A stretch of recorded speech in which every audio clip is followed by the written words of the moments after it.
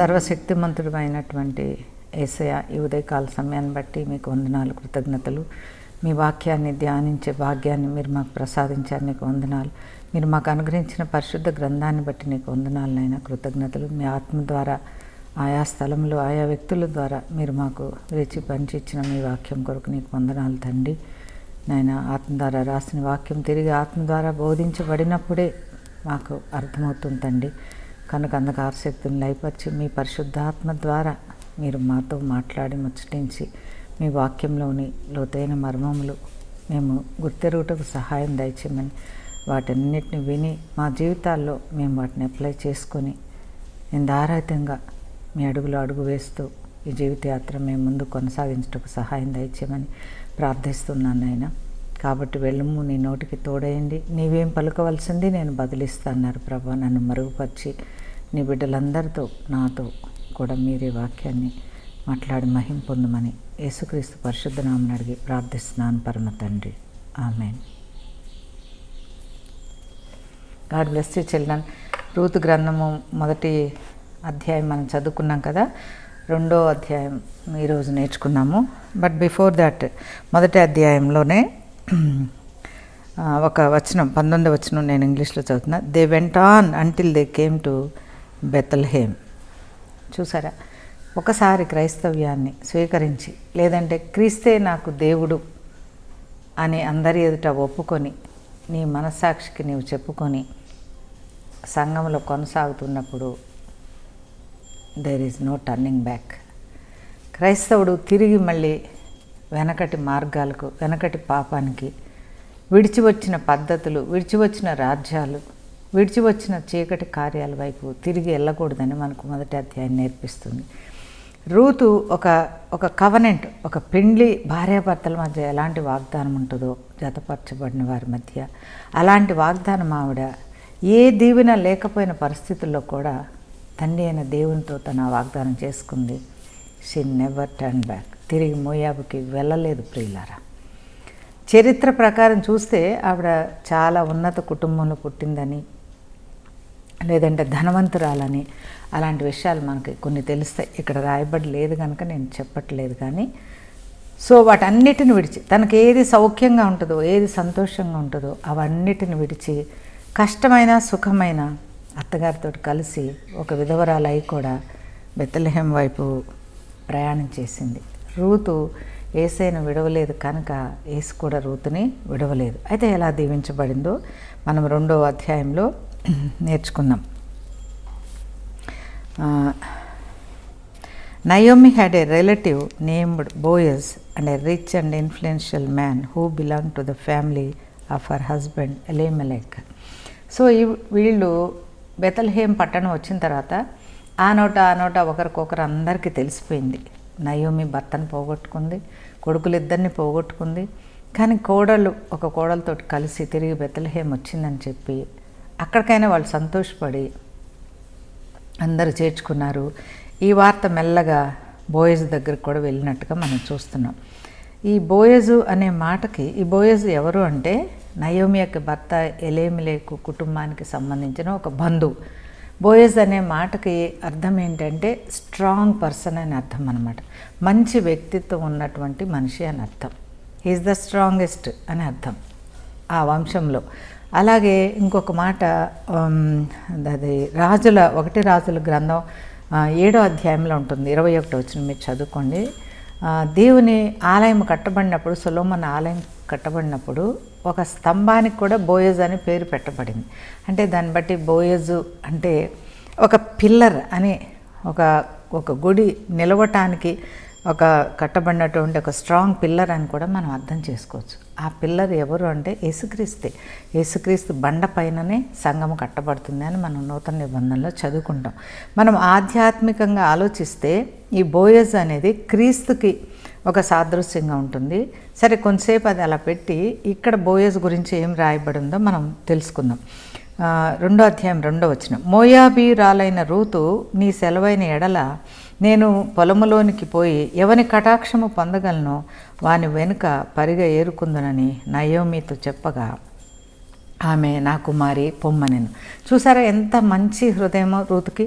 యవనస్తురాలు, ఎవరికి కనుసైగ చేసినా కూడా ఆమెకు ఒక భర్త దొరికిపోతాడు. కానీ ఆవిడ అలా తన సొంత నిర్ణయాలు తీసుకోకుండా యూదురాలైనటువంటి అత్తగారి చేతి కింద అణిగి మణిగి ఆవిడ సలహా తీసుకుంటూ ఈ యొక్క బెత్లెహేములో ఉండేటువంటి కస్టమ్స్ లేదంటే ఆజ్ఞలు నిబంధనలు అన్నీ నేర్చుకుంటూ ఆవిడ అత్తని ఒక పర్మిషన్ అడిగింది. అమ్మా, నేను ఎవరి పొలంలో నేను పని చేయాలి? ఇక్కడంతా ఎటు చూసినా సమృద్ధి ఉంది, అన్ని పొలము పంట పరిగే, ఎటు చూసినా ఎంతో గొప్ప అభివృద్ధి ఉంది. కానీ నేను ఎక్కడికి వెళ్తే నాకు మంచిది, నాకు క్షేమం కలుగుతుంది అని చెప్పి అడిగింది. ఎంత మంచి ప్రశ్న చూసారా?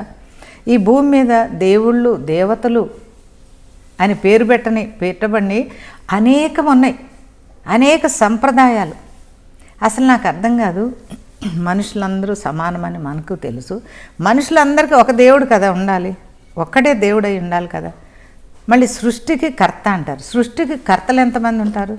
సృష్టికి కర్త ఒక్కడే కదా. ఆ సృష్టికర్త ఎవరు? ఈ సృష్టి మనం చూస్తున్న ఈ సృష్టిని అంతటినీ చేసిన వ్యక్తి ఎవరు అని ఒక్కసారి నువ్వు ఆలోచించావా? అలా ఆలోచించి ఉంటే ఆ సృష్టికర్త ఎవరో నువ్వు తెలుసుకొని పూజించమని ఈ దినమన మీ సహోదరిగా నేను కోరుకుంటున్నాను. అనేకాన్ని ఎందుకు పూజించాలి? నువ్వే సృష్టించిన దాన్ని నువ్వు పూజించడం ఏంటి? నిన్ను సృష్టించిన వాళ్ళని, ఈ సృష్టి అంతటిని చేసిన వాళ్ళని కదా మనం పూజించాలి. ఆ సృష్టికర్త ఎవరో ప్రియ చెల్లి తమ్ముడు తెలుసుకోవడానికి ఒక ప్రయత్నం చేయి. రూతు ప్రయత్నించి తెలుసుకుంది. ఇంకా సందేహాలుంటే ఆ యొక్క అలవాట్లో పెరగబడినటువంటి నయోమిని ఒక మాట అడిగింది. అమ్మా, నా మీదకి రావాల్సిన కటాక్షం, నా పాపాలు క్షమించే మనిషి, ఎందుకు పనికిరాని నన్ను చేర్చుకునేటువంటి ఆ దేవుడు ఎవరు? నా బోయజ్ ఎక్కడా? నా యందు దయ చూసేటువంటి ఆ యజమాని ఎక్కడా? ఏ పొలంలో నేను పనిచేస్తే నాకు క్షేమం కలుగుతుంది? ఏ దేవుణ్ణి నేను యజమానిగా పెట్టుకోవాలి? మన మాస్టర్ ఎవరు? Jesus is our master. Jesus is my master. నేను నిస్సందేహంగా చెప్పగలను. రూతుకు తెలియక అడిగింది, నాకు ఒక డైరెక్షన్ ఇవ్వమ్మా, ఈ సాంప్రదాయం అంతా నీకు తెలుసు కదా, ఇక్కడ దేవుణ్ణి ఎలా కొలవాలో నీకు తెలుసు కదా, నాకు నేర్పించమని అడిగి నయోమిని అడిగినప్పుడు కాబట్టి ఆమె వెళ్ళి పొలంలోనికి వచ్చి చేను కోయివారి వెనుక పొలంలో ఏరుకొనెను. సో నయోమి ఒక గైడెన్స్ ఇచ్చింది. అమ్మ, మీ మామగారి కుటుంబంలోంచి వచ్చినటువంటి ఈ బోయజు పొలం నీకు కరెక్ట్గా సెట్ అవుతుందమ్మా అని చెప్పి. కొంతమంది క్రైస్తవుల దేవుడు నిన్న మొన్న పుట్టాడంటారు. కాదు, క్రైస్తవుల దేవుడు పితరుల దేవుడు. నీ పితరులకు కూడా ఆయనే దేవుడు, నా పితరులకు కూడా ఆయనే దేవుడు. మనం గుర్తు చేసుకోవడం ఇప్పుడు తెలుసుకొని ఉండొచ్చు, మనం ఇప్పుడు క్రైస్తవులుగా మారి ఉండవచ్చు. మనకు, మన పితరులకు, యుగ యుగములకు, తరతరములకు, భూత భవిష్యత్ వర్తమాన కాలాల్లో ఉండేది యేసయ్య మాత్రమే. ఆ దేవుణ్ణి వెతికి రూతు పట్టుకుంది, ధన్యురాలైపోయింది. మనం కూడా తెలుసుకుందాం. సో ఆవిడ వెళ్ళినప్పుడు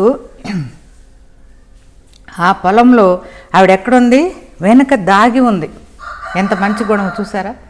మా అత్తగారు ఎల్మంది ఈ పొలంలోకి, మా చుట్టాలు లేది, ఏం పర్లేదు అని చెప్పి ఎక్కడో చోట అట్ట బడబడ వెళ్ళలేదు మనలాగా. మనమైతే అట్లా వెళ్తాం. కానీ ఆవిడ అట్లా వెళ్ళకుండా ఆ బోయజు పొలంలోకి వెళ్ళి దాగి అయ్యో నేను నిన్న మొన్ననే వచ్చిన, నేను ఒక విధవరాల్ని, తాను తగ్గించుకొని తన అత్త మాటలన్నిటినీ తన హృదయంలో చేర్చుకొని ఆ గైడెన్స్ తీసుకొని తగ్గి ఆ పనివాళ్ళు వెనక ఆవిడ పని చేసుకుంటున్నట్టుగా మనం చూస్తున్నాం. బోయజు బెత్లెహేము నుండి వచ్చి యెహోవా మీకు పై వాక్యం నయోమి చెప్పగా ఆమె నా కుమారి పొమ్మని 3వ వచనం, 2వ అధ్యాయం 3వ వచనం. కాబట్టి ఆమె వెళ్ళి పొలంలోనికి వచ్చి చేను కోయివారి వెనక పొలంలో వేరుకొనెను. పొలంలో ఏం చేస్తుంది ఆవిడ? ఆ చేను అప్పటికే కోస్తున్నారు, హార్వెస్ట్ అంత పంట కొయ్యబడుతుంది. ఆ వెనక దాగి ఉంది. గబగబా పంట కొయ్యట్లేదు ఆవిడ. ఆ పంట కోసేవాళ్ళు వెనక ఉండి చూస్తుంది, అబ్జర్వ్ చేస్తుంది. ఇక్కడ నేను ఒక మాట చెప్పాలనుకుంటున్నాను. 1 కొరింథీ పత్రిక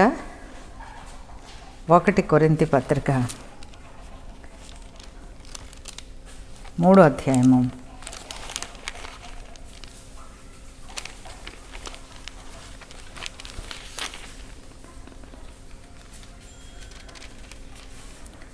1 కొరింథీ పత్రిక 3వ అధ్యాయం 9వ వచనం.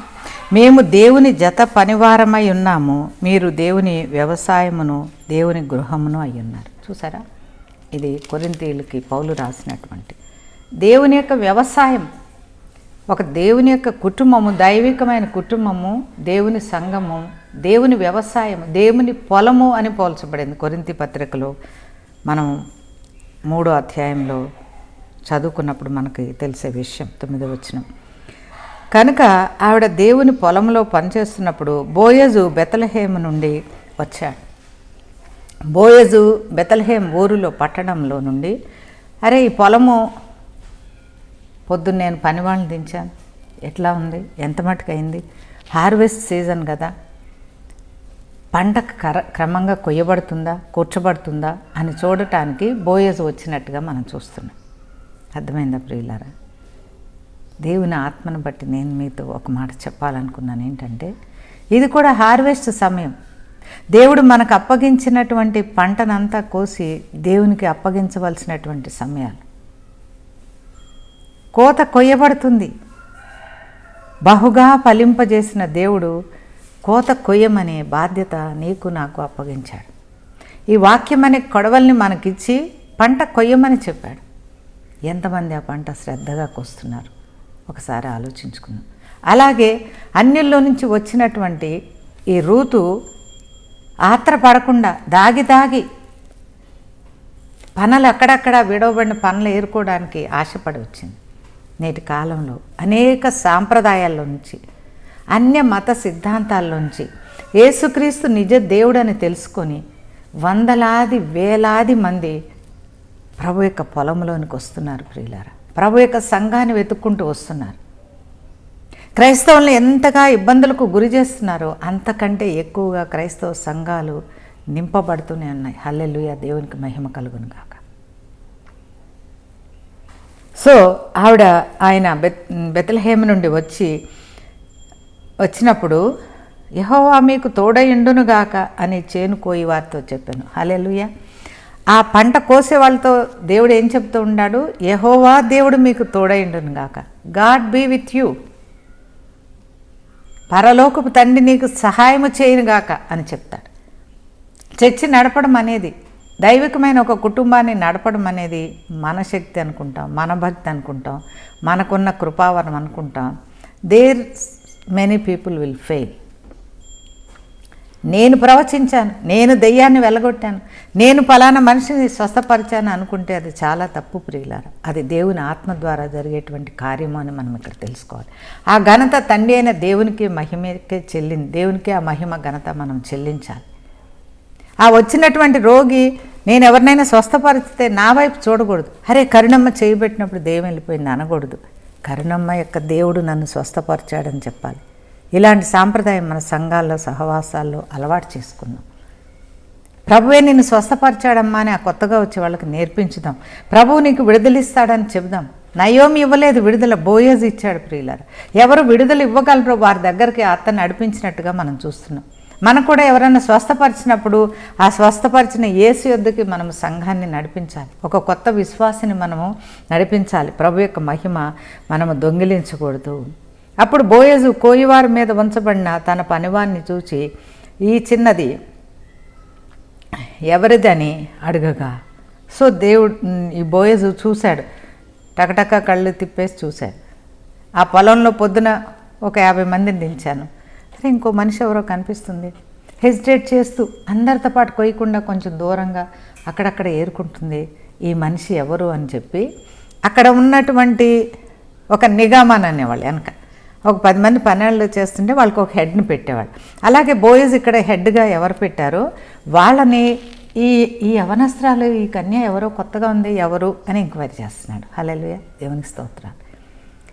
ఒకవేళ మనలో ఎవరికైనా సంఘం బాధ్యతలు అప్పగిస్తే, సంఘ కాపర్లారా, దైవజనులారా, సంఘ పెద్దలారా,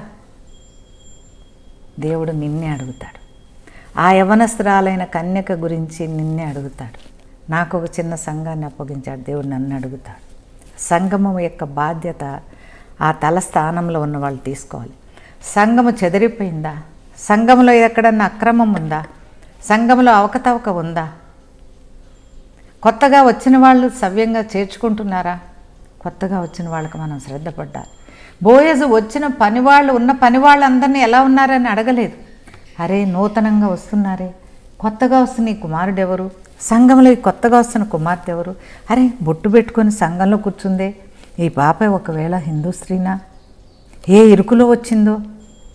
అప్పట్లో నేను వెళ్ళే సంఘంలో ఇలా ఉన్న వాళ్ళందరినీ పాస్టర్ గారు బోధించి వెళ్ళిపోయినాక కూడా 12ంటికి 1 గంటకి చర్చి ముగిసినాక కూడా నేను 3 o'clock దాకా ఉండి వాళ్ళ కష్ట సుఖాలన్నీ తెలుసుకొని వాళ్ళ కొరకు ప్రార్థన చేసేదాన్ని.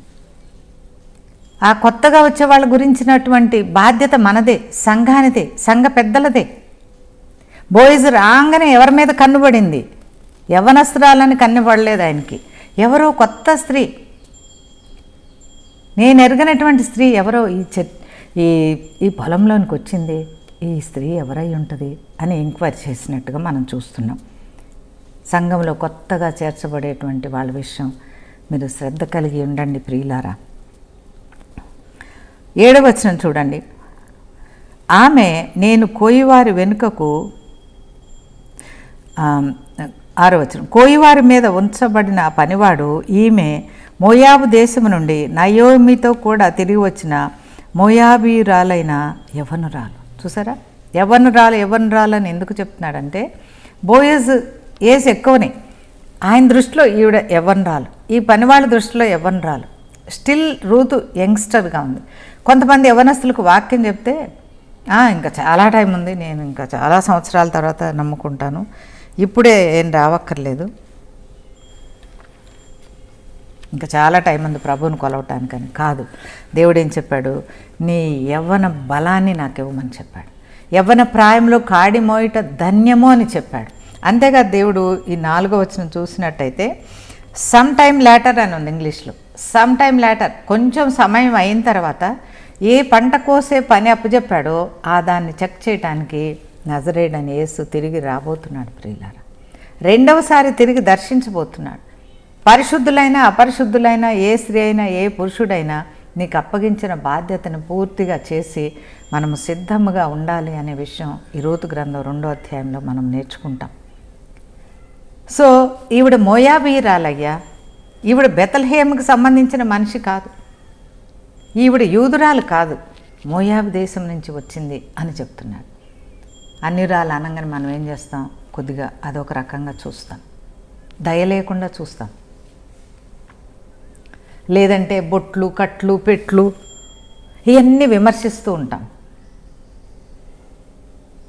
ఆ బోయజు అవన్నీ విమర్శించలేదు. ఆ చేనిలో ఉన్నవారు ఎవరు విమర్శించలేదు. Church should take care of newcomers. ఎన్ని కష్టకాలాలు వాళ్ళు అనుభవించి నిజదేవుడు ఎరుగక వారు పూజించినవన్నీ విడిచిపెట్టి ఒక సంఘాన్ని ఎదుర్కొని వాళ్ళు వస్తే ఎన్ని కష్టాల పాలు చేస్తుంటారు. Even I suffered as a Christian.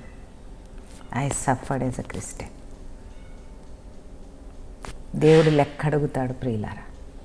కొత్తగా వచ్చిన వాడిని, సాంప్రదాయం తెలియని వాడిని, దేవుని యొక్క వాక్కులు కవనెంట్లు తెలియని వాళ్ళని మనం హక్కును చేర్చుకొని ఎక్కువ ప్రేమించి వారికి వాక్యాన్ని ఉపదేశించి వారు ఆరాధించే దేవుడు ఎంత గొప్పవాడో వాళ్ళకి లోతుగా వాక్యోపదేశం చేయాలి. కానీ నువ్వు బొట్టు తీసేయి, నువ్వు గాజు తీసేయి, నీ సాంప్రదాయం అంతా వదిలేసేయి.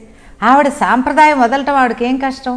ఆవిడకి సంబంధించిన ప్రతి రక్త సంబంధీకుడిని వదిలేసి, ఆవిడ దేశాన్ని వదిలేసి అన్నీ విడిచిపెట్టి వచ్చింది కదా. తన బాల్య ప్రాయం నుంచి ఏది పూజించిందో వాటన్నిటిని విడిచిపెట్టి వచ్చింది కదా. నీవు కొంచెం దయగా చూడవద్దా? ఆలోచించండి. 7వ వచనం, ఆమె నేను కోయివారి వెనుకకు పనల మధ్యన ఏరుకొని కూర్చుకొనుటకు దయచేసి నాకు సెలవిమ్మని అడిగాను. చూసారా, ఆ పనివాడు చెప్తున్నాడు, అయ్యా ప్లీజ్, అన్నా, అక్క. వాళ్ళకి తెలియదు అట్లా పిలవాలని, బ్రదర్ అనాలని తెలియదు. కానీ ఆ సాంప్రదాయం నేర్చుకొని రూతు, అన్నా మీ వాళ్ళనేం నేను కదిలించను, ముట్టుకోను, కొంచెం ఎడంగా ఉండి, కొంచెం మీకు దూరంగా ఉండి మీరు వదిలి పారేస్తారే, అవి కొంచెం ఏరుకోవచ్చా అని అడిగింది. ఎంత వినయమో చూడండి. వాళ్ళు తిని తాగినటువంటి సమృద్ధి ఇప్పుడు మనం చూడండి, కొద్దిగా ఒక్కొక్కసారి భోజనాలు పెళ్ళిళ్ళు అయినప్పుడు తిని విస్తరలో పెట్టుకొని ప్లేట్లో ఎంత తింటారో, ఒక 50 ముద్దలు తింటే ఇంకొక 50 ముద్దలు విస్తరలో పారేస్తున్నారు పిల్లలు. ఇది ఎంతో భయంకరమైన విషయం. ఆవిడేమంటుంది, మీరు తినగా మిగిలింది కొంచెం నేను ఏరుకోవచ్చా అని చెప్పి అడుగుతుంది. ఎంత తగ్గింపు చూసారా. ఒక మంచి క్రైస్తవురాలు కంటే మించినటువంటి గుణ లక్షణాలు ఈవిడ ప్రదర్శించింది. ఆమె వచ్చి ఉదయం మొదలుకొని ఇది వరకు ఏరుకొంచుండెను, కొంతసేపు మాత్రము ఆమె వెంట కూర్చుండెనని ఆయన చెప్పాను. ఆ హెడ్ పోర్షన్లో ఉన్నతను, ఆ పనివాడు ఏం చెప్తున్నాడంటే, అయ్యా ఉదయం వచ్చింది, చూస్తే నాకు జాలి అనిపించింది, ఏరుకోమ్మా పర్వాలేదు, పంట వదిలిన పంట అన్నిల కొరకు అని చెప్పి దేవుడు వాక్యంలో సెలవిచ్చాడు కనుక ఏరుకోమని నేనే పర్మిషన్ ఇచ్చాను. ఉదయం నుంచి కష్టపడి ఏరుకుంటుంది, మధ్యలో కాసేపు ఇంటన అని ఉంది కానీ తెలుగు బైబిల్లో, ఇంగ్లీష్ బైబిల్లో షేడ్ అని ఉంటుంది అనమాట, హీబ్రూ బైబిల్లో షేడ్ అని ఉంటుంది. ఒక నీడ కింద కాసేపు కూర్చుంది అంటే పాపం ఆవిడకి పని చేయటం అలవాటు లేదని తెలుస్తుంది. అంటే రూతు తప్పకుండా ఒక రిచ్ ధనవంతురాలైన కుటుంబం నుంచి వచ్చిందని నాకు అనిపించింది. ఆవిడకి పని అలవాట్లేదు, ఎండ అలవాట్లేదు, కష్టపడి పనులు కోయటం అలవాట్లేదు, ఏరుకోవటం అలవాట్లేదు. ఎవరన్నా తెచ్చి పెడితే తిని భుజించి సుఖించిన మనిషి. కానీ ఆ సుఖభోగాలన్నీ వదిలేసి ఇవాళ దేవుని సంఘంలో కూర్చొని దేవుని ఆరాధించడానికి, దేవుడా నాకు ఏ వాక్కిస్తావో తండ్రి, ఇంకా నాలో ఎక్కడ ఏ పాపం దాగి ఉందో ప్రభువా క్షమించవా, అన్నిల్లో ఉంచి వచ్చిన వాళ్ళకి ఇలాంటి మనసు నేను చూసి ఎంతో సంతోషపడతాను. మా సంఘంలో కూడా వాక్యం చెప్తుంటే అనేక మత కులాల నుంచి వచ్చిన బిడ్డలు ఏడుస్తూనే ఉంటారు. నేను వాక్యం అయిపోయిన తర్వాత, ఏమ్మా ఇంట్లో అందరూ క్షేమంగా ఉన్నారంటే, అమ్మ అందరం బాగానే ఉన్నాం, మీరు చెప్పిన వాక్యం మా హృదయాలు కదిలించిందమ్మా అని చెప్తారు. వాక్యంలో వాళ్ళు ఎంత ఆనందిస్తున్నారో చూడండి. మనం కూడా అంటే వాక్యం మనల్ని కదిలించాలి. అలా స్థితి లేదంటే మనం కొద్దిగా దీని విషయం ఆలోచించి సవరించుకోవాలి బిడ్డలారా. సో ఆమె కొంచెం సేపే రెస్ట్ తీసుకుందయ్యా, ఉదయం నుంచి ఏరుతూనే ఉంది అని చెప్పారు. 8వ వచనం, అప్పుడు బోయజు రూతుతో, నా కుమారి నా మాట వినుము, వేరొక పొలంలో ఏరుకొనుటకు పోవద్దు, దీనిని విడిచిపోవద్దు, ఇచ్చట నా పనికత్తెల యొద్ద నిలకడగా ఉండుము. చూసారా బోయజు ఏం పిలుస్తున్నాడు, యవ్వనస్తురాలు, బోయజుకి ఇంకా వివాహం కాలేదు. మన కంటితో మనం చూస్తే, మన మనసుతో ఆలోచిస్తే కన్నేసాడంటారు చూడండి. ఆయన కన్నేయచ్చు ఆవిడ మీద. అన్ని రాళ్ళు ఎవరు ఇంట్లో పురుషులు లేరు హెల్ప్ చేయటానికి, ఏదైనా చేయొచ్చు ఆవిడ్ని. నేను ఇట్లా అంటున్నందుకు తప్పుగా భావించకండి. రాత్రికి నువ్వు రావాలి నా దగ్గరకు అని కూడా అనొచ్చు. కానీ బోయజు అలా అనలేదు ప్రియులారా. అనకుండా ఏం చెప్పాడు, ఎంత చక్కగా సంబంధించాడు చూడండి, నా కుమారి,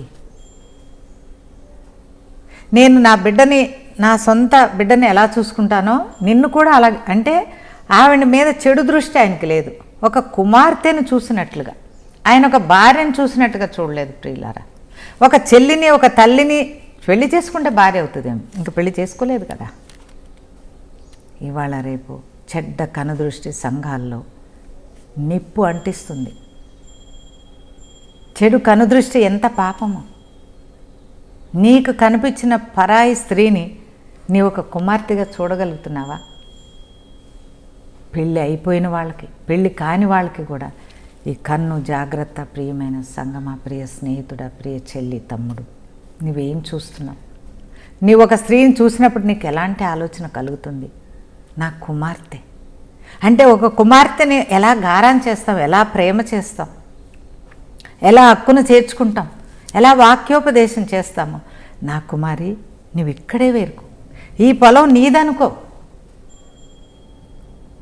ఈ చర్చి నీదే అనుకోమ్మా, మా కుటుంబం నీ కుటుంబం అనుకో. అలా నువ్వు చెప్పి ఉంటే నువ్వు ధన్యుడివి. ఒకవేళ చెప్పకుండా ఉంటే ఈరోజు దేవుడు నీతో నాతో మాట్లాడుతున్నాడేమో, గమనించు, జాగ్రత్త. నువ్వు విను, ఇక్కడే ఉండు, ఏరుకోవడానికి ఇంకెక్కడికి పోవద్దు. అనేక పొలాలు ఉంటాయి, అక్కడ కూడా ఇంతే పంట ఉంటుంది.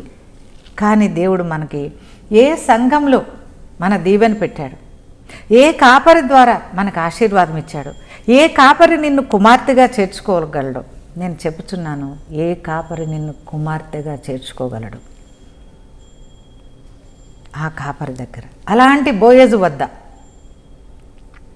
నీ పనులు ఏరుకోవాలి అని దేవుడు సెలవిస్తున్నాడు. ఇచ్చట నా యొద్ద నీవు నిలకడగా ఉండు, నీవు నిలకడగా ఉండు. ఇక్కడ తిమోతి పత్రికలో నేను ఒక మాట చదువుదలుచుకున్నాను. 2 తిమోతి పత్రిక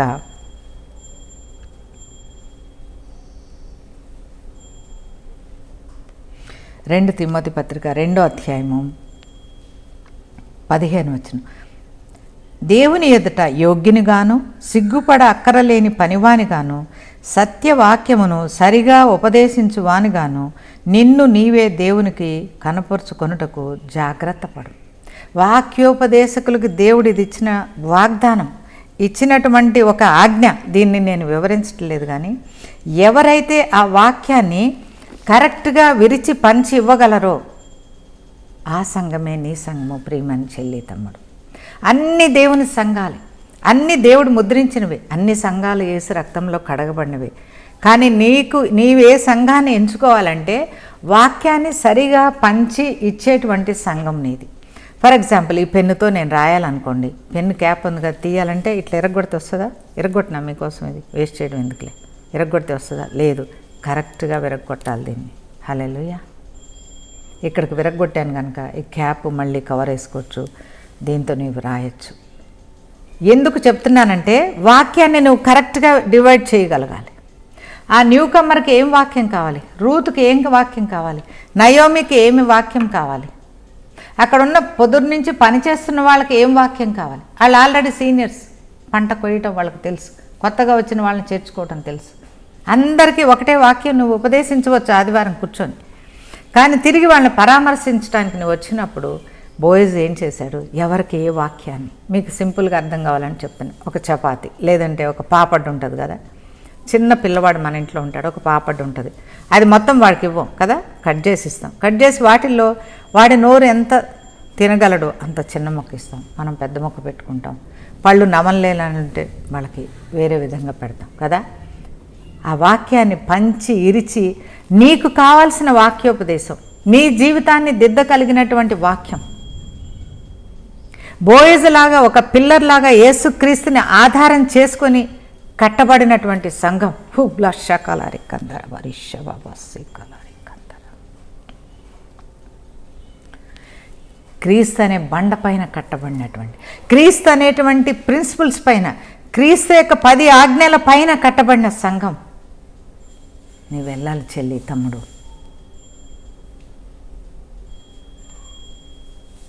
నీవు ఇక్కడే నిలకడగా ఉండు, ఇంకెక్కడికి వెళ్ళనవసరం లేదమ్మా. నీ పరిస్థితి అంతా నాకు తెలుసు, నీకు కావాల్సింది నేనే చూసుకుంటా, నువ్వు మాత్రం ఇక్కడే ఉండు, ఇక్కడ ఎదుగు ఆత్మలో, నీకు కావాల్సిన ఆహారం భుజించు. ఏమైనా కష్టం ఉంటే చూడండి, తర్వాత అదే ఉంటుంది.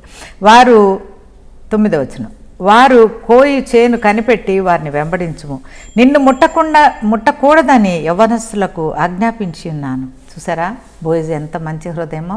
ఈవిడ యవ్వనస్తురాలు కదా, ఆ పని చేస్తున్న పని వాళ్ళలో ఎవరిదైనా కందృష్టి తప్పుగా పడుతుందేమోనని మా పని వాళ్ళకి నేను ఆజ్ఞాపించానమ్మా అని చెబుతున్నాడు. హల్లెలూయా, దేవునికి స్తోత్రాలు. ఎక్కడ వాక్యాన్ని కరెక్ట్గా డివైడ్ చేసి ఏ సంఘంలో బోధించబడుతుందో ఆ సంఘం వైపు దయ్యము కన్నెత్తి చూడలేదు ప్రియులారా. అక్కడున్న యవనస్తులను అపవిత్రాత్మ పాడు చేయలేదు యవనస్తులారా. ఒకవేళ సంఘంలో ఉండే యవనస్తులు కానీ, పెద్దలు కానీ, పిన్నలు కానీ ఒక ఇమ్మొరాలిటీలో, ఒక తప్పులో పడ్డారు అంటే కనుక వాక్యాన్ని కరెక్ట్గా డివైడ్ చేసి చెప్పలేదని అర్థం. వాక్యం 2 అంచులు ఉంటాయని చెప్పి నీకు వీలైన అంచు నువ్వు పెట్టుకొని ఉన్నావేమో. దేవుడు ఏది మాట్లాడుతున్నాడో అది నువ్వు తెలుసుకోవాలి. ఏ యవనస్తుడు నిన్ను ముట్టడు, ఏ చీకటి నీకు అంటదని దేవుడు సెలవిస్తున్నాడు. హల్లెలూయా, గ్లోరీ గ్లోరీ టు జీసస్. హల్లెలూయా.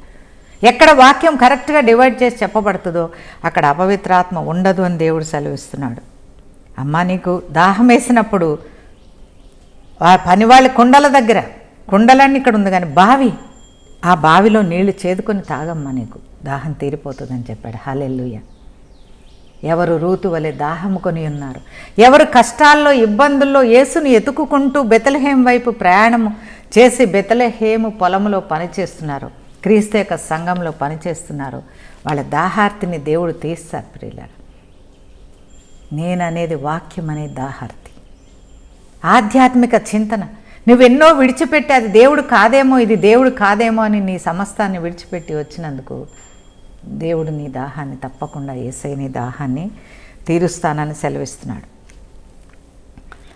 10వ వచనం, అందుకు ఆమె సాగిలపడి తల వంచుకొని, అందుకు ఆమె అంటే ఇక్కడ ఆయన ఏం చెప్తున్నాడు? బీ ఇన్ దిస్ ఫెలోషిప్, ఈ సహవాసంలో నీవు ఉండమ్మా, ఇంకా అటు ఇటు వెళ్ళాల్సిన అవసరం నీకు కలగదు అని చెప్తున్నాడు. ఇంకా ఇక్కడ ఏం చెప్తున్నాడు ఆయన?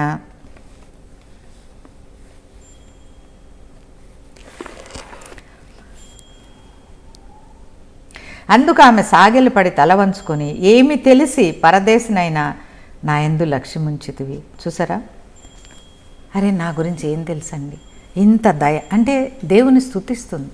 ప్రభా నేను ఇంత పాపిని, నన్ను నువ్వు చేర్చుకున్నావా తండ్రి, నాయనా నీకు మహిమ అని తను చేర్చుకున్నటువంటి యేసయ్యని ఆవిడ స్తుతిస్తుంది. తను చేర్చుకున్నటువంటి సంఘాన్ని బట్టి దేవుని స్తుతిస్తుంది. ప్రియమైన బిడ్డలారా, నీ సంఘాన్ని బట్టి, నీ దేవుడిచ్చిన చక్కని వాక్యాన్ని అందించిన నీ కాపరిని బట్టి దేవుణ్ణి నువ్వు స్తుతించాలి. నీ సంఘం కొరకు నువ్వు ప్రార్థన చేయాలి. నీకు వాక్యం చేత పోషించినటువంటి నీ కాపరి కొరకు నువ్వు ప్రార్థన చేయాలి. 11వ వచనం, నీవు నీ తల్లిదండ్రులను నీ జన్మభూమిని విడిచి ఇంతకు ముందు నీవు ఎరుగని జనమునద్దుకు వచ్చితివి. గ్రహించారు? చూసారా? బోయజ్కి ఎవరు చెప్పారు అన్నది ఇక్కడ రాయబడలేదు. హల్లెలూయా. యేసయ్యకి నీ గురించి నా గురించి ఎవరు చెప్తారు? ఎవరు చెప్పాలి? ఎవరు చెప్పనవసరం లేదు ప్రియులారా. మన జీవితాన్ని ఆయన చూడగలడు, మన పాపాన్ని ఆయన చూడగలడు, మన పాపానికి ఆయన ప్రక్షాళన దయచేయగలడు. ఎలాంటి స్థితిలో ఉన్న దేవుడు మనను చూడగలడు. సో బోయజు ఈ యొక్క రూతులో చూసినది ఏమిటి అంటే, నీవు అత్తకు చేసినటువంటి సేవ చూశానని చెప్తున్నాడు. హల్లెలూయా. ప్రియమైన సంగమా, ప్రియమైన క్రైస్తవుడా, నీవు దేవుని నామంలో ఏ సేవ చేశావో ఆ సేవ దేవుడు చూశాడు కనుకనే ఆయన యొక్క కటాక్షం వచ్చింది అని ఉంది. దేవుడు మన మీద పెట్టినటువంటి సేవ మనం చేయాలి. నెంబర్ 1. ఇంకొకటి, నీవు నీ తల్లిదండ్రులను జన్మభూమిని, ఈ యొక్క రూతు తల్లిదండ్రులు ఎవరు? మోయాబీయులు. పాపము తప్పితే ఇంకోటి కుదరదు. ప్రతి విధమైన పాపము దోషము నీవు విడిచిపెట్టి వచ్చావు కదా. ఒకటి నీవు సేవకురాలివి, ఇంకొకటి నీవు నీ జీవితంలో పాపాన్ని విడిచిపెట్టావు, ఇంకొకటి ఏంటి? ఎరుగని జనమునద్దకు నువ్వు వచ్చావు. అంటే ఏంటి? పునర్జన్మ. నీవు నాలోనికి వచ్చి తిరిగి జన్మించిన అనుభవంతో, ఎరుగని జనాలు, నీవు ఏ జన్మలో పుట్టావో అవన్నీ విడిచి కొత్త జన్మ తీసుకున్నావు చూడు. అవి నాకు చాలా సంతోషాన్ని ఇచ్చాయి. దేవునికి సంతోషాన్ని ఇచ్చే ఏంటి? మనం పాపం విడిచిపెట్టాలి, మనం దేవుని సేవ చేయాలి, మనము తిరిగి జన్మించిన అనుభవంతో దేవుని పొలంలో పని చేయాలి. అప్పుడు దేవుని యొక్క కటాక్షం మన పైకి వస్తుంది. అందుకే బోయజు యొక్క కటాక్షము, దయ రూతుపైకి దిగి వచ్చినాయి ప్రియులారా. హల్లెలూయా. అలాంటి కృప ప్రభు మనకు అనుగ్రహించునుగాక. అందుకని దేవుడు ఏం చేస్తున్నాడు? యెహోవా నీవు దయచేసిన దానికి, నీవు చేసిన దానికి ప్రతిఫలం ఇస్తాడు. ఆయన రెక్కల్లో నిన్ను భద్రపరుస్తాడు, నీకేమీ కొదువు కాకుండా. మనం కొదువులన్నీ దేవుని దగ్గర చెప్తాం. మరి ఈ 3 మనం చేశామా? దేవుని సేవ చేశామా? పునర్జన్మ అనుభవం ఉందా మనకి? పాపాన్ని ఒప్పుకున్నామా? విడిచిపెట్టామా? ఇవన్నీ చూసిన దేవుడు ఆయన వాగ్దానం మన విషయంలో తప్పక జరిగిస్తాడు ప్రియులారా. అలాగే 13వ వచనం చూస్తే, నీ దాసురాలనగు నా యందు ప్రేమ కలిగి మాట్లాడుతుంది. ప్రేమ. అంతకుముందు భర్త ప్రేమించలేదా? అంతకుముందు అత్త ప్రేమించలేదా? తోడుకోళ్ళు ప్రేమించలేదా? వాళ్ళ బావగారు మామగారు ప్రేమించలేరా? ప్రేమించారు. కానీ బోయజు చూపిన ప్రేమ అందరి ప్రేమ కంటే మించింది. హల్లెలూయా. క్రీస్తు ప్రేమ అందరికంటే మించింది. ఈ లోకంలో ఉన్న వాళ్ళ ప్రేమ ఏదో ఒక టైంలో ఆగిపోతుంది. వాళ్ళకి ఇష్టం లేని పని చేస్తే అక్కడి వరకే వాళ్ళ నడక. తల్లిదండ్రుల ప్రేమైనా, భర్త ప్రేమైనా, భార్య ప్రేమైనా, ఎవరి ప్రేమైనా ఆగిపోతుంది. కానీ క్రీస్తు ప్రేమ చివరి వరకు నిలిచి ఉంటుంది. అలాంటి క్రీస్తు ప్రేమ ఆ యొక్క రూతు బోయజ్ ద్వారా పొందినట్లుగా మనం చూస్తూ ఉన్నాం. ఆ తర్వాత ఏంటి? నా ఎడల నీకు కటాక్షము కలుగనిమ్ము ప్రభా, నాకు నీ దయ చాలునైనా. బోయజ్ దొరికాడు, బోయజ్ పొలం దొరికింది, రిచెస్ దొరికినాయి, కడుపు నిండింది, దాహం తీరింది. కానీ అవి కాదు ప్రభా, నీ దయలో నన్ను భద్రపరచు, నీ కృపలో నేను ఎప్పటికీ సాగిపోవాలి అని ఎంత మంచి ప్రార్థన రూతు చేసినట్లుగా మనం చూస్తూ ఉన్నాం. బోయజు భోజన కాలమున నీవిక్కడికి వచ్చి భోజనం చేసి చిరకలో నీ ముక్క ముంచి తినుమని చెప్పగా, బోయజు ఇంకొక మాట కూడా చెప్పాడు, చిరకలో ముంచి తినమన్నాడు. నాకు ఇది చదువుతున్నప్పుడు నాకైతే సిలువ గుర్తొచ్చింది. యేసు యొక్క సిలువ అనుభవం నువ్వు పొంది ఉండాలి రూతు. ప్రభునందు దేవుని పిల్లలారా, అన్ని సుఖాలే, అన్ని సమృద్ధులే, అంత మాత్రమే కాదు, ఎప్పుడైనా ఒక సిలువ శ్రమ. సిలువ అంటేనే శ్రమకి గుర్తు. ఆ చిరకలో ముంచి తినవలసి వస్తే నేను నీతో పాటు వస్తా. నా కుమారి రూతు, నాతో పాటు ఈ చిరక తినవలసి వస్తే నేను నీకు తోడుగా ఉంటా. నేను సంతోషంలోనే కాదు, కష్టంలో కూడా నా హస్తం నీకు తోడుగా వస్తుందని ఒక భరోసా ఇచ్చినట్టుగా మనం చూస్తున్నాం. అంతేకాదు, ఆయన తినే ఆహారం, హల్లెలూయా, ఆయన తినే పేలాలు రూతుకి ఇచ్చినట్టుగా చూస్తున్నాం. ఇశ్రాయేలుని దేవుడు విడిచిపెట్టలేదు ప్రియులారా. పరలోకంలో దూతలు తినేటువంటి పరలోక మన్నాని కురిపించాడు. Glory to God. ఈ విషయం మన అందరికీ తెలుసు. అసలు ఆహారమే లేనప్పుడు పరలోక ఆహారం ఇచ్చాడు దేవుడు, హల్లెలూయా. ఒకవేళ నువ్వు ఏది లేదు లేదు లేదు అనుకుంటున్నావో దానికి మించింది దేవుడు నీకు ఇస్తాడేమో. ప్రభువులు ఎందుకు కనిపెట్టకూడదు? ప్రభు పొలంలో ఎందుకు పని చేయకూడదు? బోయజు వంటి యేసుని ఎందుకు నీవు ఆశ్రయించకూడదు? ఆయన తినే ఆహారం రూతుకి పంచినట్లుగా మనం చూస్తున్నాం. రేపు పరలోకంలో కూడా ఆయనతో పాటు కలిసి మనం విందు చేయబోతున్నాం ప్రియులారా. ఈ పేలాలనే మాటకు చాలా పెద్ద అర్థం ఉంది. ఇంకొకసారి మనం ధ్యానిద్దాం.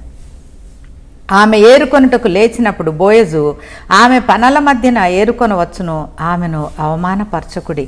ఈ అపవిత్ర కార్యము ఆవిడ మీద ఏం పడకుండా, ఏ చీకటి శక్తి పని చేయకుండా, ఏ యవనస్తుడు ఆమెను కొంటెగా చూడకుండా, దుఃఖపరచకుండా బోయజు యొక్క ఆజ్ఞ ఆవిడ చుట్టూ పెట్టి పెద్ద పెద్ద పనులు వదిలేసేయమని చెప్పాడు. మీకు తెలుసా, నాన్నగారు అప్పుడప్పుడు కాదు, ఈ వరి కోతలు వచ్చినప్పుడు పరిగె ఏరుకోవటానికి ఆ చేనులో పని వాళ్ళని రానిచ్చేవాడు నాన్న. వాళ్ళకు కూడా దుల్లగొట్టుకుంటే చాలా వడ్లు వచ్చాయి. అవి ఒక కూలీని పెట్టి నాన్నగారు ఏరిస్తే అవి మాగే అవుతాయి. కానీ అట్లా చేసేవాళ్ళు కాదు, ఫ్రీగా వదిలేసేవాళ్ళు అనమాట. సో మీరు కోస్తున్నప్పుడు పొరపాటుగా ఒకవేళ ఇంత సైజు పనగోస్తే 2 పరకలే పడతాయి. అట్లా కాదు, మీరు ఇష్టపూర్వకంగా కొన్ని అంతంత వదిలేసేయండి. ఈ సహోదరి చాలా గుణవంతురాలు అని బోయజు చెప్పాడు. హల్లెలూయా. చూసారా, నువ్వు ఒక అన్యరాలుగా ఒక తగ్గించుకొని నేను రావచ్చో లేదో అని చెప్పి మూలకి నక్కి నువ్వు ప్రార్థన చేస్తుంటే దేవుడు గొప్ప కృపావరాలు ఇచ్చి రూతు వలె నిన్ను కూడా నిలవబెట్టను గాక. ప్రియ సహోదరి, నువ్వు భయపడకు, నువ్వున్న పరిస్థితి వైపు చూడకు. నువ్వు పనిచేస్తున్న చేను గొప్పది. బోయజు నిన్ను ఆశీర్వదించగలిగినటువంటి శక్తిమంతుడైన యేసుకు గుర్తుగా ఉన్నాడు. లేవికాండం 23వ అధ్యాయం 22వ వచనంలో ఉంటుంది. అన్యులకు ఈ పనులు వదిలిపెట్టండి అని దేవుడే ఉపదేశించాడు కనుక బోయజు ఎంత వాక్యానుసారంగా జీవిస్తున్నాడు చూడండి. పాత నిబంధనలు అదే యేసు, కొత్త నిబంధనలు అదే యేసు, అదే బోయజు. ఆమె వాటిని ఎత్తుకొని ఊరిలోనికి వచ్చినప్పుడు ఆమె ఏరుకొన్న వాటిని చూచును, ఆమె తిని తృప్తి పొందెను. సో ఆవిడ కడుపు నింపుకుంది, ఇంటికి తీసుకెళ్ళింది, అత్తకు ఇచ్చింది, బహుశా నైబర్స్ కూడా ఇచ్చిందేమో. ఆవిడ సంతృప్తి కలిగి, ఎవరు యేసయ్య నామంలో పనిచేస్తారో, ఎవరు యేసు కోసం పనిచేస్తారో, ఎవరు యేసుక్రీస్తు యొక్క ఆజ్ఞలను తీసుకుంటారో వాళ్ళకి ఏ మేలు కొదువై ఉండదు అని దేవుడు చెప్పాడు. ఒకవేళ కొదువ ఉంది అంటే ఎక్కడో మన సేవలో తప్పు, ఎక్కడో మన పాపం ఒప్పుకోవడంలో తప్పు, పాపం విడిచిపెట్టడంలో ఎక్కడన్నా తప్పు ఉందేమో, మనం తిరిగి జన్మించిన అనుభవం మనకు లేదేమో, బాన్ అగైనటువంటి అనుభవం మనకు లేదేమో, పాతగా ఉండిపోయామేమో, మోయాబు జీవితం మనకు ఉందేమో. నీ వాటిని తీసివేయగలిగితే కనుక సమృద్ధి దేవుడు ఇచ్చేటువంటి దేవుడు. Jesus never fails. ఆయన దగ్గరికి ఆశ్రయించి ఆయన కృప కోసం వచ్చిన వాళ్ళని దేవుడు ఎన్నడూ కాదనలేదు ప్రియులారా. అందుకని అత్త బోయజు పొలాన్ని అన్నిటినీ మనసారా దీవించినట్లుగా మనం ఇక్కడ 19వ వచనంలో మనం చూస్తున్నాం. 20వ వచనం చూస్తే, ఇతడు యెహోవా చేత ఆశీర్వదింపబడునుగాక అని తన కోడలతో నేను. ఎవరితోటి? యెహోవా చేత. రూతుకు మళ్ళీ జ్ఞాపకం చేస్తుంది అనమాట. ఈ బోయజు ఇంత సమృద్ధి, బెతలెహేములో ఇంత గొప్ప పేరు సంపాదించుకున్నాడంటే ఆయన దీవించిన దేవుడు యెహోవా దేవుడమ్మా. యేసయ్య ఆయన దీవించింది. నువ్వు కూడా ఆయన రెక్కల చాటు నిన్ను నువ్వు భద్రపరుచుకొని ఈ దాంట్లో ఈ యొక్క ఫలములో నువ్వు పనిచేసి ఈ సంఘంలో సభ్యురాలుగా ఉండి నువ్వు కూడా బోయజు పొందినటువంటి ఫలము పొందాలి అని చెప్పినట్టుగా మనం చూస్తున్నాం. 21వ వచనం చూస్తే 2వ అధ్యాయం 20వ వచనం, నేను మీకు ఎప్పటికీ గుర్తుండాలని రూతు గ్రంథం హృదయంలో మీరు భద్రపరచుకోవాలని ఒక్కొక్క వెర్స్ తీసుకొని చెప్తున్నా. మళ్ళీ మీరు కూర్చొని మళ్ళీ చదవండి, ధ్యానించండి. అప్పుడు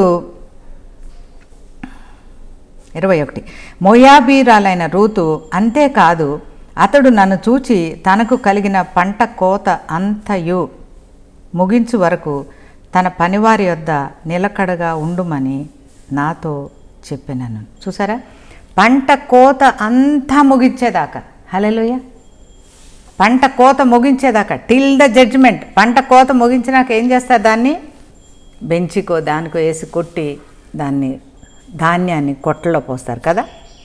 అంటే జడ్జిమెంట్, దేవుడు ఈ ప్రపంచానికి తీర్పు తీర్చేదాకా నీవి చేను వదిలిపెట్టకు, సంఘం వదలకు, నీ విశ్వాసాన్ని విడువకు, నిలకడగా ఉండు. కష్టసుఖాలు వస్తూ ఉంటాయి కానీ భూమిని వదలకు.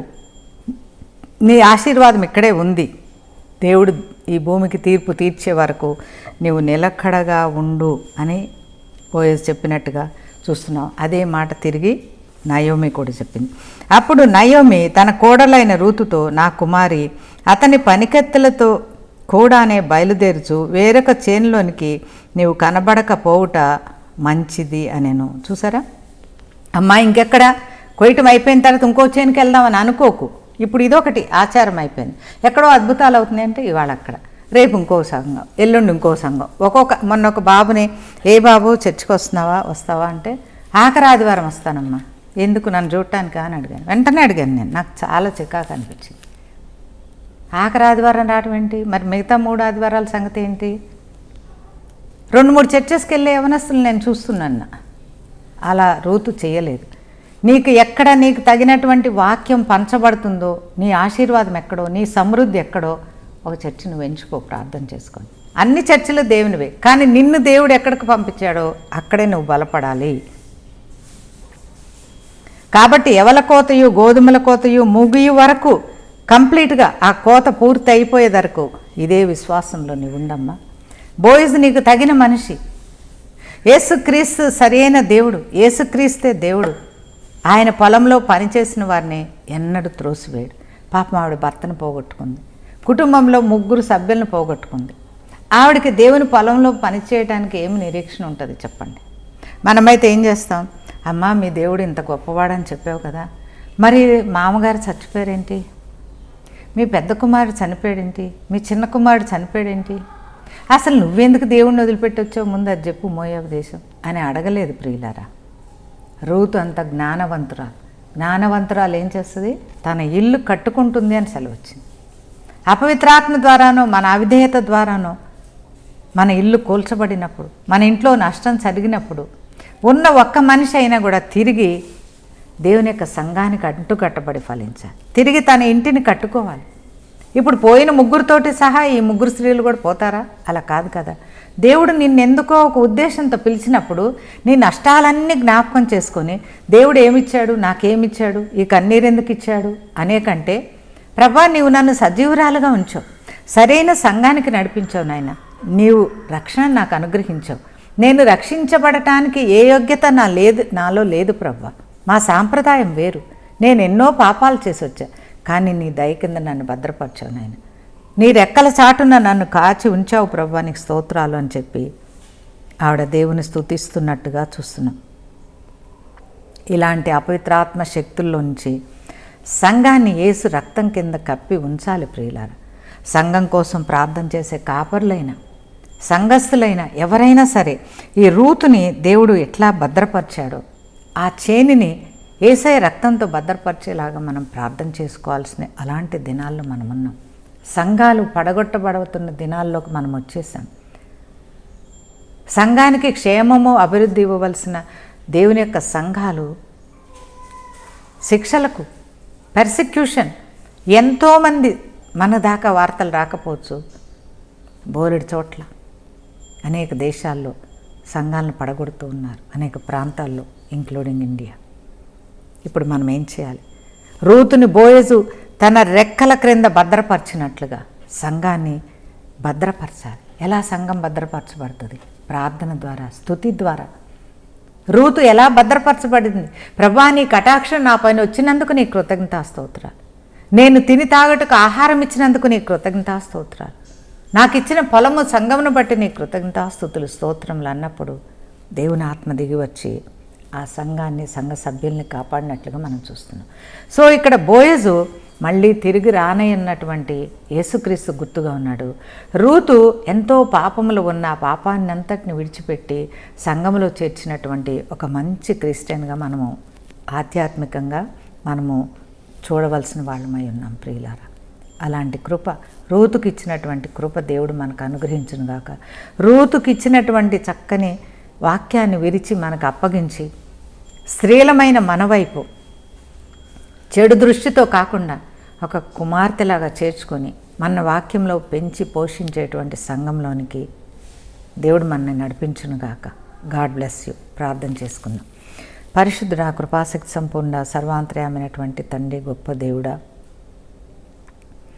రూతు యొక్క అల్లకల్లోలమైనటువంటి జీవితంలోనికి, నిరీక్షణ లేని జీవితంలోనికి, భర్తని కోల్పోయి కుటుంబంలో ముగ్గురిని కోల్పోయి కష్టాలలో కన్నీటిలో ఉన్న రూతు జీవితంలోకి ప్రభువా బోయజును అనుగ్రహించి ఆయన పొలంలో పనిచేసి తను సమృద్ధిగా సంతోషంగా తన కన్నీటిని అంతటిని మర్చిపోయి తన స్వజనులను కూడా మర్చిపోయి మీ యొక్క పొలంలో బెత్లెహేము పట్టణంలో మిమ్మల్ని స్తుతించేటువంటి మహా గొప్ప భాగ్యాన్ని మీ పరిశుద్ధాత్మ ద్వారా మీరు కలుగ చేసినందుకు నీకు వందనాలు, కృతజ్ఞతాస్తోత్రాలు. నేటి కాలాల్లో అనేక సాంప్రదాయాల్లోంచి మీ బిడ్డలు నాయన మిమ్మల్ని నమ్ముకొని సంఘాలను వెతుక్కుంటూ వస్తూ ఉండగా ఈ నూతనంగా అప్పుడప్పుడే తండ్రి మీ నామాన్ని నమ్ముకొని మీలోనికి వచ్చినటువంటి ఆ నూతన విశ్వాసుల్ని, ఆ పసిబిడ్డల్ని తండ్రి మీ రెక్కల చాటున భద్రపరచండి నాయన. మీ కృపలో భద్రపరచండి, మీ దయలో వర్ధిల్ల చేయండి తండ్రి. వాక్యంను మీరు లోతుగా వారికి నేర్పించండి.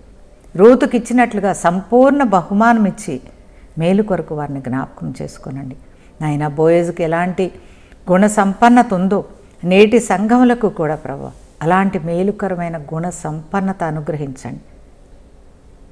కన్యక స్త్రీ సంఘాన్ని ప్రభు ఎలా నడిపించాలో బుద్ధి జ్ఞాన వివేచననిచ్చి మీరు మహిమ పొందండి. మా పాపాన్ని ఒప్పుకొని విడిచిపెట్టి మీ సంఘముతో కలిసి మేము సేవ చేసి నూతన జన్మ అనుభవముతో, తిరిగి జన్మించిన అనుభవంతో మిమ్మల్ని కొనియాడి మీ మహిమను చూచుటకు సహాయం దయచేయమని యేసుక్రీస్తు పరిశుద్ధ నామంలో వేడుకొని ప్రార్థిస్తున్నాను పరమ తండ్రి. ఆమేన్. God bless you children. రూతు వలె మనల్ని పిలిచినటువంటి దేవునిలో, మన విశ్వాసంలో మనము నిలకడగా ఉందాం. కష్ట సుఖాల్లో మనము యేసు పాదాలు పట్టుకొని ప్రార్థన చేద్దాం. ఆయన దయ కొరకు మనం కనిపెడదాం. యేసు ఎన్నడూ నిన్ను విడువను ఎడబాయనని చెప్పినటువంటి యేసు నీకు నాకు మనందరికీ తోడయుండి నడిపించునుగాక. ఆయన పంట కోయి వరకు, ఆయన యొక్క తీర్పులు భూమి మీదకి వచ్చే వరకు ఆయన కృప మనకు తోడుగా ఉండునుగాక. God bless you children. God bless you. I love you. ఆమేన్. Jesus loves you and saves you. యేసు నిన్ను ప్రేమిస్తున్నాడు, నిన్ను రక్షిస్తాడు.